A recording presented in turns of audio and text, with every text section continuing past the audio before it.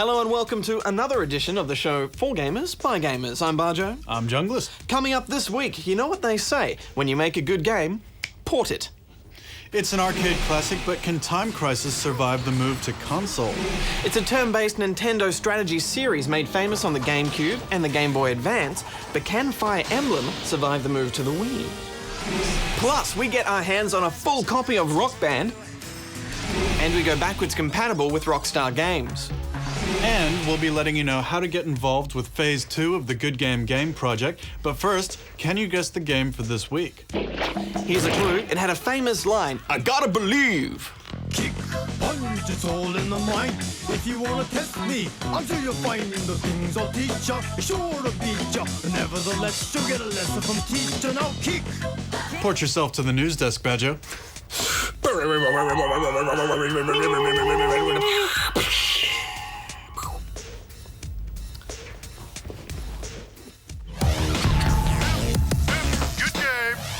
It's only been a few months, but Flying Lab Software's swashbuckling MMO Pirates of the Burning Sea has already had to close some of its servers due to sparse player populations. On April 15, 7 of the game's 11 North American and European servers were disabled, initiating a mass migration of privateers and pirates to the remaining 4. In their official statement, Flying Lab Studios stated that players were too thinly spread, and that fewer, more densely populated servers will result in a better game experience for everyone. Australia's only dedicated server, the aptly named Invincible, has proven impervious to the cull, meaning that Australian players won't need to worry about switching servers just yet. In what must surely be the most mismatched pairing of the year, it has been announced that Midway Games are joining forces with DC Comics to create a crossover fighting game titled Mortal Kombat vs. DC Universe. The game will face off pop culture icons like Superman and Batman against Mortal Kombatants like Scorpion and Sub-Zero in what we can only assume will be a traditional one-on-one punch festival, possibly to the death. Neither Superman nor Batman were available for comment at the time of reporting. Activision have finally confirmed that future installments in the Guitar Hero series will include more than one kind of instrument.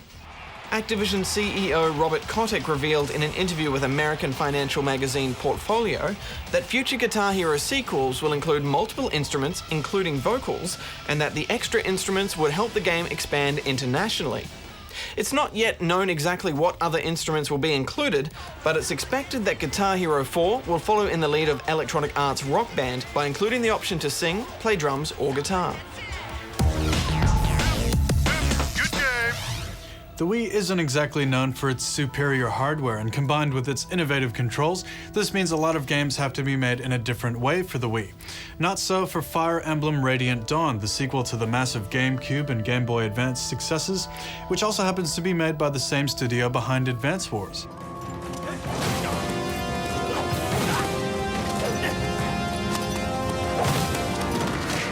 It's interesting, Jung. The Fire Emblem series had a huge following in Japan, but it never really had one in the West. That is, until 2 of its characters were introduced into Super Smash Bros. Melee. One of those characters, Marth, was very powerful, so a lot of people used him, and then voila, Fire Emblem has a fan base in the West. It plays a lot like the last Fire Emblem, and at first glance it looks pretty much the same too. What about second glance?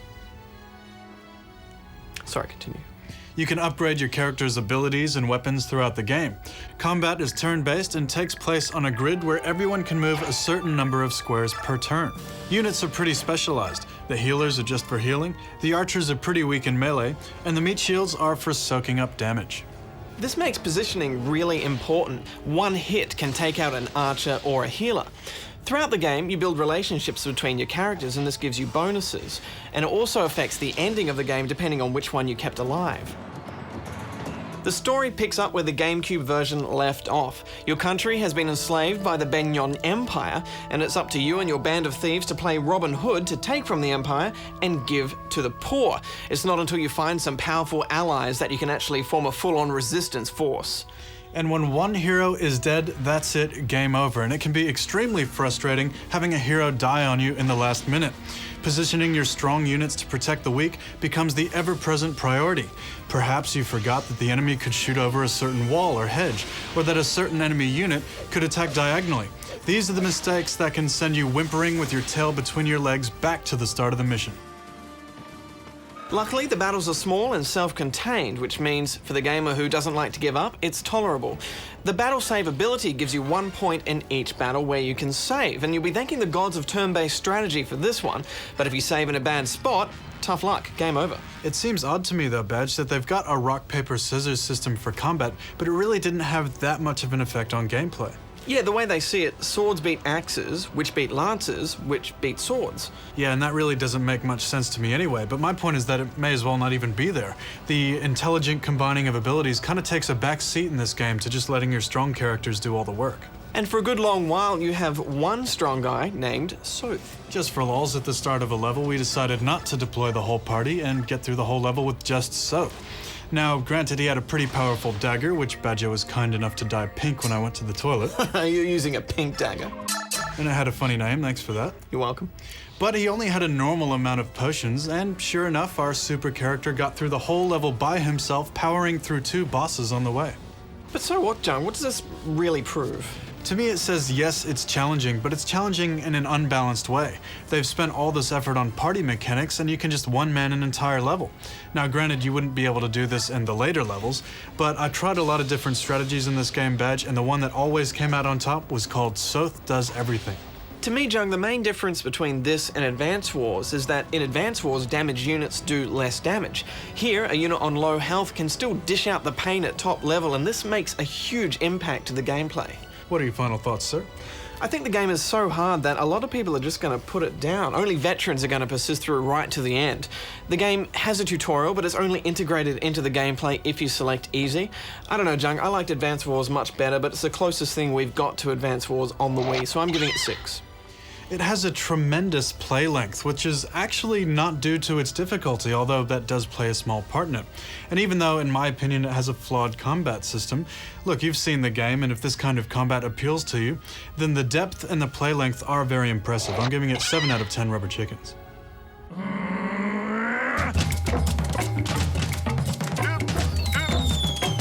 Good game.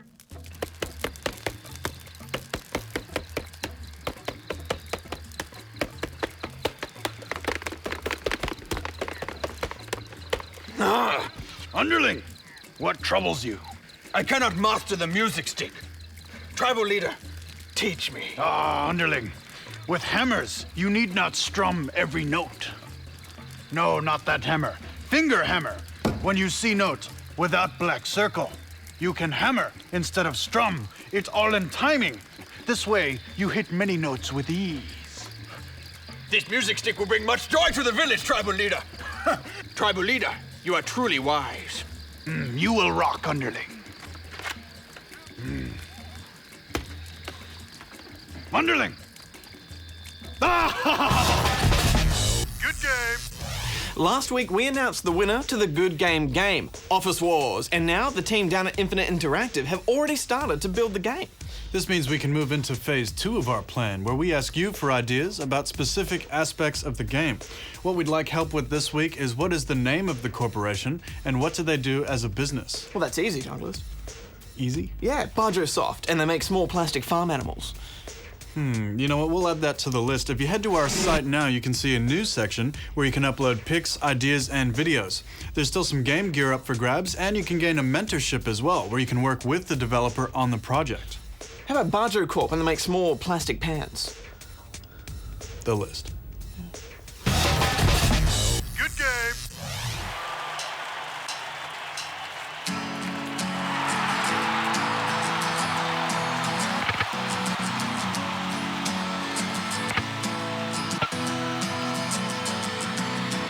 Today was gonna be the day that they're gonna throw it back to you.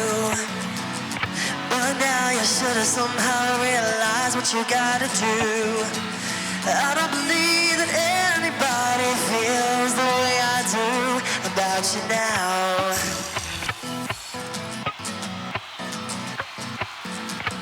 Backbeat the letters on the street that the fire in your heart is out. I'm sure you heard it all before, but you never really had a doubt. I don't believe that anybody feels the way I do about you now. Yeah. And all the roads we have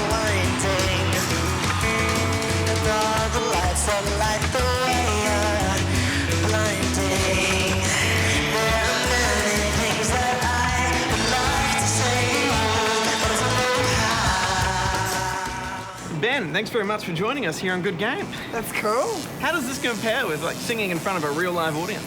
It's a bit different to be singing with a real audience in comparison to little plastic guitars, but I mean, it's all in good fun, so whatever. What have you been up to since Idle, man? I've been making a film, which is kind of a little bit of a horror flick, which is scary, so keep your eyes peeled. And we're working on an album, an EP album kind of thing as well. Any kind of theme to your album?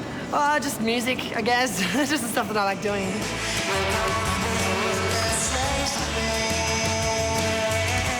You're a gamer yourself, yeah? Yeah, I've been playing lots of games. I've left school, so I've like confined myself to a little room, and I'm playing Bioshock, lots of games like that, but it's hard to find one that I can consistently fall in love with. In the Idle house, I actually took my computer and my PlayStation. So like late at night, I'd be coming home and sitting with my computer and secretly killing people on Condemned and stuff like that. Did you have to share it around, or? No one was interested, No which one? really offended me, but you know what, I had fun, so whatever.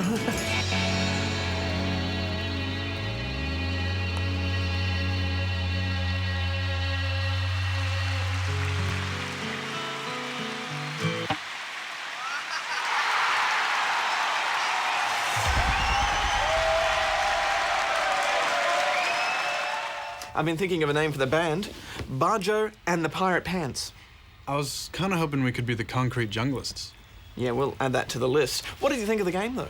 Well, the track list is awesome. Lots and lots of good songs. And you know, I'm not really one to jump on the mic when SingStar is out, but as soon as I saw Metallica Enter Sandman on there, I couldn't help myself. I had to sing. They've done a great job with the downloadable content as well. Guitar Hero has a habit of releasing just 3 songs, but in Rockband you get a whole album. They've got some funny ones as well, like the Portal song. Those guitars we were using were far from top quality though, and they've got a nasty habit of breaking, which is one of the reasons why it's taking so long to get to Australia. I think most of those durability issues have been smoothed out though, and they're sorting out the pricing.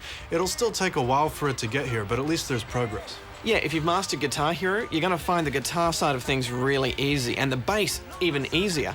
But I suspect that most hardcore music gamers and Guitar Hero pros are going to be more interested in the drums. Drums force you to think differently, and it's not just the way it's presented, it's using your foot as well. For the most part, it's very rhythmic and repetitive, but occasionally there's some new stuff in it that just totally throws you. It's lots of fun though, and I think overall they've concentrated more on social fun rather than making the game hard to beat. Yeah, it felt more like a communal effort to get through the song rather than a competition against each other. You'll make a fine addition to the Pirate Pants, Jung, but now, a cartridge affair.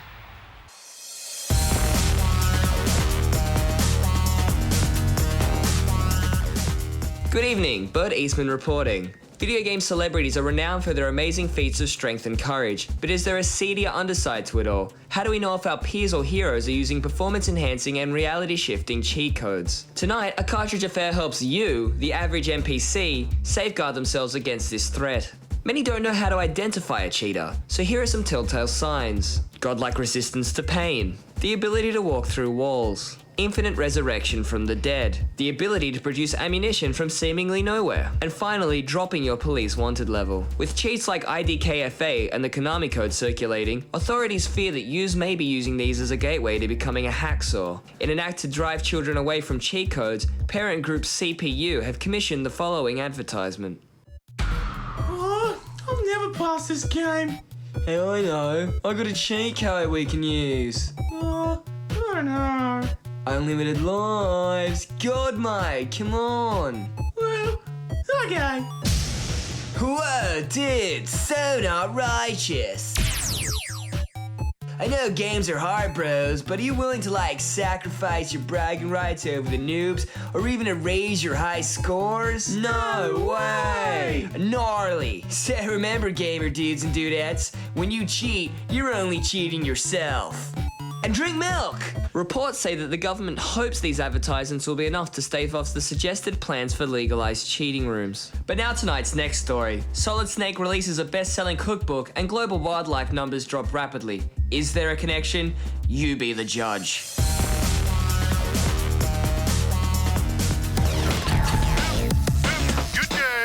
With the 4th installment in the phenomenally popular Grand Theft Auto franchise just around the corner, we figured the time was right to take a look back at the long and controversial history of the series developer, Rockstar North.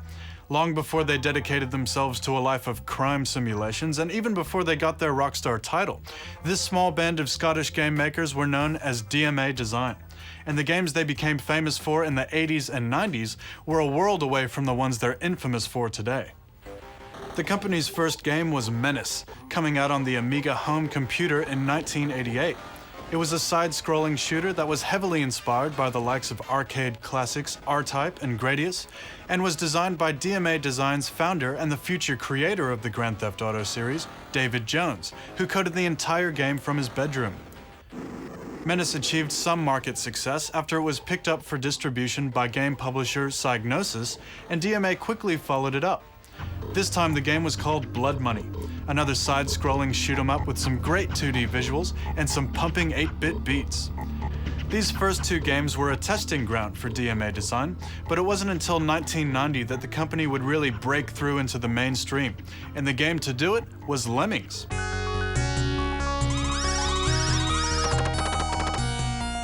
This innovative puzzle game let you play God as you attempted to rescue a herd of green-haired suicidal Arctic rodents from themselves by building, digging, climbing, and parachuting them to safety.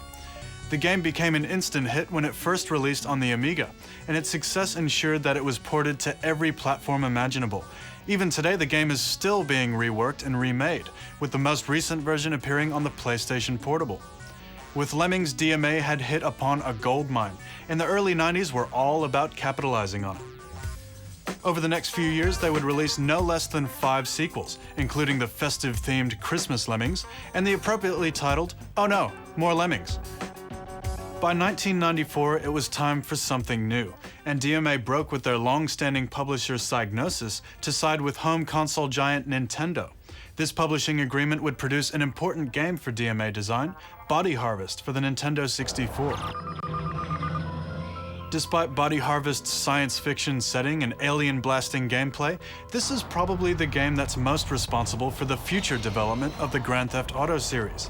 It gave you a free-roaming open world to explore, non-linear missions and side quests to follow, and vehicles to commandeer and control. It was like GTA in space.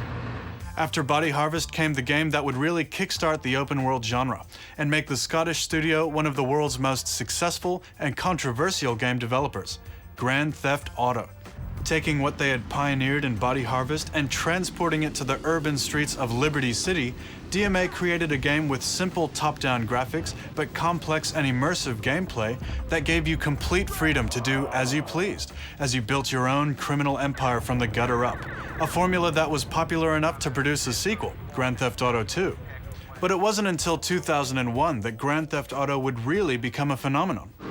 The third game in the series took all the carjacking, bank robbery gameplay of the original games and pulled it into the third dimension, plunking you into a massive open city and letting you do whatever it took to rise to the top of the underworld. Grand Theft Auto 3 was packed with atmosphere. It had plenty of references to classic gangster movies, starred several Hollywood actors in voice roles, and it even had its own radio stations that played some pretty catchy tunes.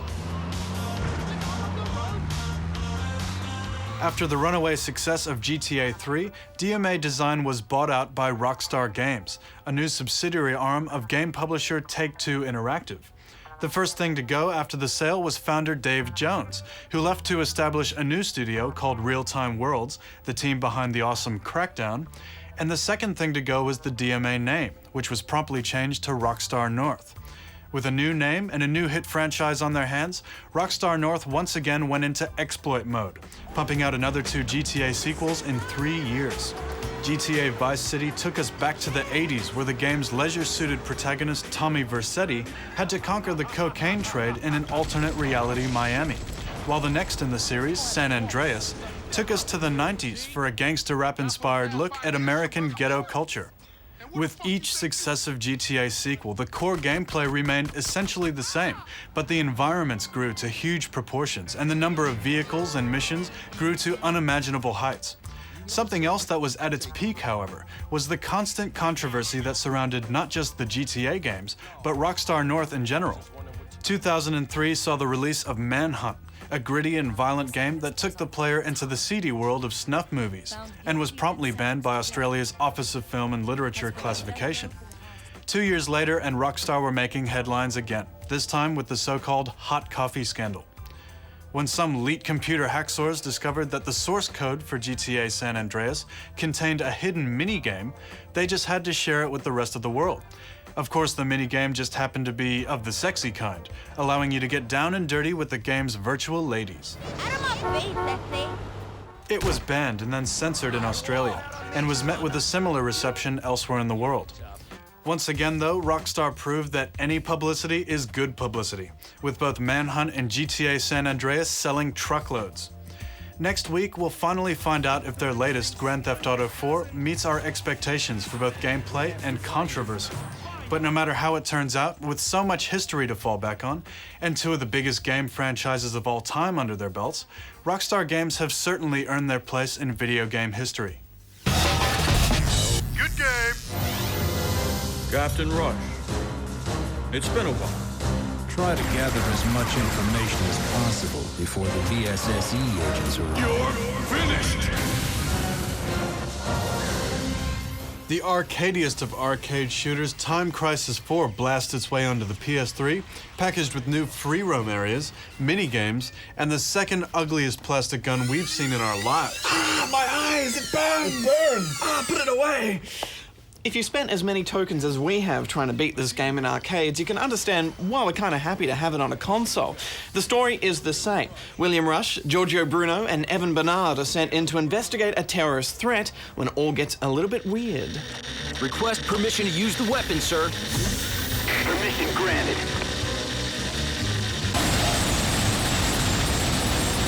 Alongside the classic and terminally short arcade mode, you can complete the game in one big saga, which includes 5 free roam missions peppered throughout the story. There are no rails in these, and they require you to use the analog sticks on the gun. Grappling with these new controls can be tough, but once you get the hang of it, it provides a refreshing change for the series. Yeah, Jung, at first I couldn't work out whether to move and then freeze when I saw an enemy and shoot, or to move and shoot at the same time while sidestepping, but in the end I just put my knees up on a chair and did a little bit of both. And, you know, after a bit of calibration, in fact a lot of calibration, it all felt a bit natural and quite accurate. There are a lot of movement and control options available, but I'm still left wondering how left-handers will feel about the design of the gun. And after a while, you might start wishing you didn't have this big grip attachment at the front of it. But besides all that, the action is fun, fast-paced, and exciting in arcade mode. Yeah, but in free roam, he moves as slow as a granny with shopping bags, and no offense to any grannies watching, but you do move quite slow. Granny similes aside, Bajo, he could have picked up the pace a little bit. Maybe they did this to keep the frame rate up or just to keep the arcade feel of the game. It definitely does feel arcadey, staying true to the original. Action! Display the barricade's damage meter on the screen. Visually, the PS3 doesn't improve much on the arcade version. Some of the enemies look a bit better, but overall you're left with a bland feeling throughout the whole game. And I know it's an arcade port, but I've never seen dead bodies disappear so fast. They couldn't wait to blip out of there, John. The fun here isn't in what you see, it's in the peripheral and how you use it. And there's no lack of enemies to shoot at. They jump out from behind crates like lots of clowns coming from a tiny car. Almost ready for takeoff. Mission failed. Failing a mission grants you an extra credit for your next attempt, which is nice. And the mini-games are a fun party experience. But, you know, the fun part about this game in the arcade is playing it with a mate, you know, pew pew pew. And I guess the question needs to be asked, is it worth investing in a whole second plastic gun for a short but relatively fun remake? It's fun all around, but I found the plastic gun boring. I just thought the arcade one was better. As a Time Crisis fan, I would rather have the pedal and the top of the arcade gun moving back and forth. It makes you feel like you're really shooting. I'm giving it 7 out of 10 rubber chickens. I'm a Time Crisis fan as well, but I think I was just a bit more glad to finally have it on a console. I'm giving it 8 out of 10 rubber chickens. Good game. So gamers, did you guess the game for this week? It was Parappa the Rapper, one of the first music rhythm games released on the Sony PlayStation in the mid-90s. You play as Parappa, a rapping dog who has a crush on Sunny Funny. You had to repeat exactly a sequence of buttons that made Parappa rap. Points are rewarded for accuracy and style, but to score big, the player had to freestyle whilst still keeping in time with the music. If you managed this, you were given a "You Rappin' Cool" rating. The best song in the game was a duet with Master Onion Head called Chop Chop. Well, that brings us to the end of yet another show. Next week, Grand Theft Auto 4. It's hyped up to be one of the biggest entertainment releases of all time. But will it live up to expectations?